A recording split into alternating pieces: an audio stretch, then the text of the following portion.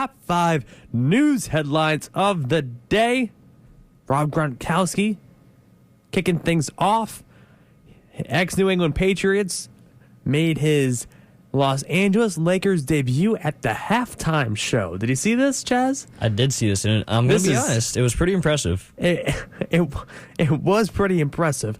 Rob Gronkowski may have hung up his jersey in March, but the 3-time Super Bowl champion took center court at the Staples Center Tuesday night to try his hand at something new. No, he's not making his return to the Patriots. He joined the Los Angeles Dancers, and he is now a Laker boy, teaming up with the Laker girls on the court for halftime show. I don't know, but like I said, he definitely got the choreographed dance down to a T. He was matching with the rest of the cheerleaders, and he looked pretty good out there. He might actually have a career in dancing past football. Well, he joined tennis pro Venus Williams as well as comedian James Corden, and he really did a fantastic job along with the cheerleaders for the Lakers. And if you haven't seen this video, you have to. It's so funny, but it's also so good at the same time. And I think he actually helped the Lakers win that night because they ended up winning by 5 against the Thunder, 112-107. So maybe him, Venus, and James Corden might have helped them win. You never know. You never know. Headline number 4, the Yankees have released Jacoby Ellsbury. I'm shocked. I'm probably even more shocked than you are because, as you a Yankee fan, me a Red Sox fan, obviously Jacoby Ellsbury, an ex-Red Sox, left the Red Sox to go to the Yankees, and he's sort of been on that team for quite some time. And also, in addition to Jacoby Ellsbury, they released Greg Bird as well. Yeah, Greg Bird also does an in-for assignment, and this is one of the biggest mistakes. If you could look back, they say always if you look back in 2020 vision, whatever it may be, if you look back in time, this is going to be at the top of the list of the worst contract signings in all of baseball. And I remember when the Yankees signed him back in 2014, right after the Red Sox won the World Series in 2013, I thought, this was going to be a great deal. The Yankees got a steal for him. And, the last time Jacoby Ellsbury played a game was over 2 years ago. Hasn't even played spring training and a regular season, nothing. And I think some people hearing this story, they probably forgot that Jacoby Ellsbury was even on the Yankees. Just because, he's been there, but nowhere to be seen. Honestly, when was the last time a player was signed to a major league contract and he wasn't even heard from? Nobody has heard from Jacoby Ellsbury in over 2 years. No post on social media, no press conference, never made an appearance at a Yankee game, and the dugout, nothing. Nothing. Seems to be just gone right off the face of the earth. And like you said, a couple years ago, this seemed like a good signing. Jacoby Ellsbury was a monster on the Red Sox. He was putting up huge numbers. And so they took him on a 7-year, $153 million contract. They released him just yesterday with $26 million still left on his contract. And the question lingering is, where was he? He's been, like you said, missing for all these years. And the only comparable thing I can think is someone like, from the Red Sox, actually, Rusney Castillo, the overseas free agent that they signed for close to $80 million and hasn't played one game in the majors for the Red Sox yet. So that was a huge waste of money. Jacoby Ellsbury obviously turning out to be Pablo Sandoval as well. We put a lot of money into him. Didn't really get the results we were looking for, but the Panda. Yeah, I had big hopes for him. I know. Disappointing to see as a Red Sox fan. Mm-hmm. Headline number 3. I can't wait for this movie. This is the most talked about movie, especially with the news story that came out 2 days ago about Tom Hanks being related to Mr. Rogers. Loved Mr. Rogers growing up, and The Beautiful Day in the Neighborhood debuts tonight in the movie theaters. I can't wait for this movie. It's one of the most talked about movies, and I have a theory, guys. I have a theory. Let's hear it. That this whole news story about Tom Hanks being related to Mr. Rogers, they knew this from the beginning. They knew it. how is this story just coming out the same week the movie is coming out? I don't know. This seems like a pretty good theory to me. But yeah, this movie definitely looks super interesting. I'd probably like to go see it at some point. A beautiful day in the neighborhood.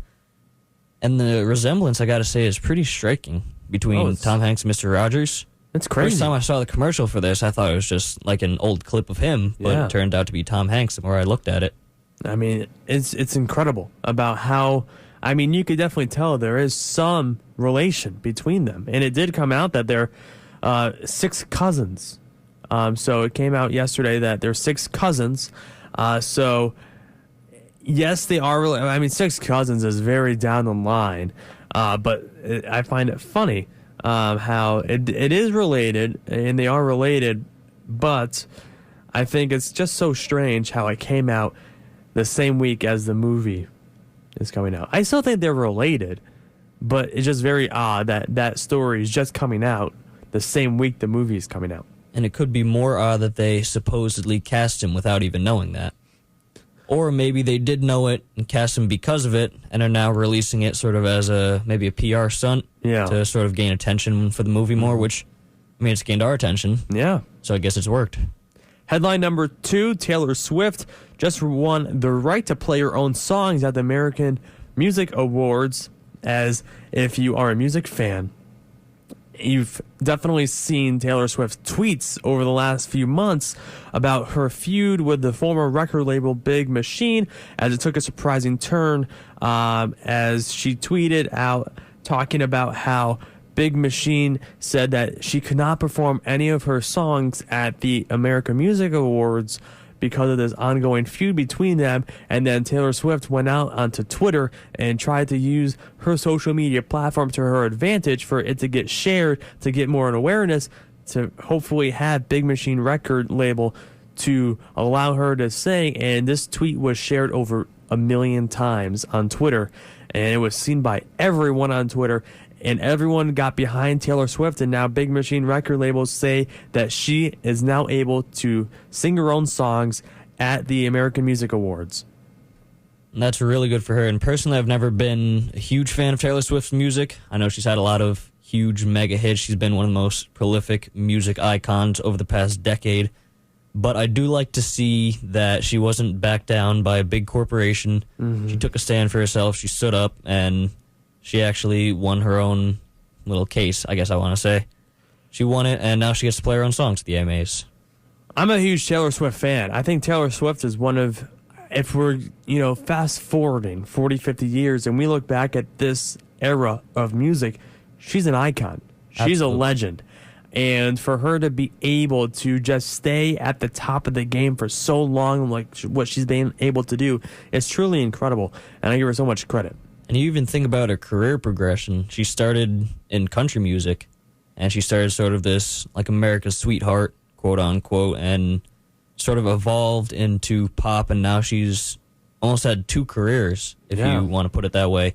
She's had a huge country career and then moved into pop, and now she's a pop megastar, and she's just made so much money over the last decade, and she's going to go down as one of the best musicians we've seen in a while. And still putting out music. I mean, she just released an album this past summer.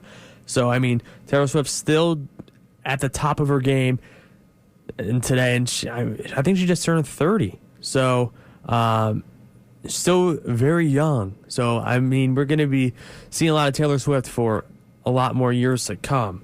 And then also, we always love to end this part of the show with what national day it is today. And today is National Gingerbread Cookie Day. That's interesting, because usually gingerbread comes out closer to Christmas time with gingerbread houses and whatnot. So I'm surprised to see that November 21st is National Gingerbread Cookie Day. But, Alex, how can we celebrate National Gingerbread Cookie Day?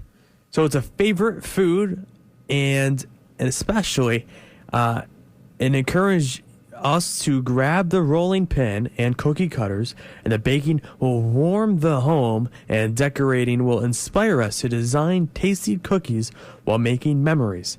Gingerbread cookies make sturdy walls for houses. Also, Gingerbread House Day is on December 12th. There it is. So, almost a month away, and tasty gingerbread families that can be decorated by the children in your home, and then how to observe National Gingerbread Cookie Day. Invite friends to help you bake and decorate. Get the children involved and continue family traditions. And then you could read the story of the gingerbread man and then use hashtag Gingerbread Cookie Day to share on social media. And Nick Carlson is working very hard on the Twitter and Facebook page this morning for social media content. So if you are staying up on that, you be sure to share us. If you make any gingerbread cookies today, tweet out at the show and we'll retweet it for you right on the page. And I want to say I love gingerbread.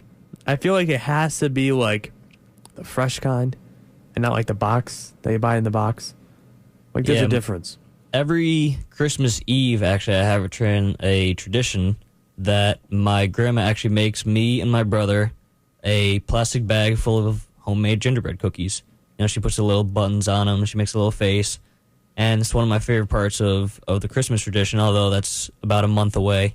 And I seem to, even myself, be glazing over Thanksgiving at this point. But while we're on the topic of that, yeah, it's an interesting tradition that I have, and I'm looking forward to it this year. And maybe I'll celebrate that a little bit earlier today. Yeah, no, that's awesome. So again, National Gingerbread Cookie Day.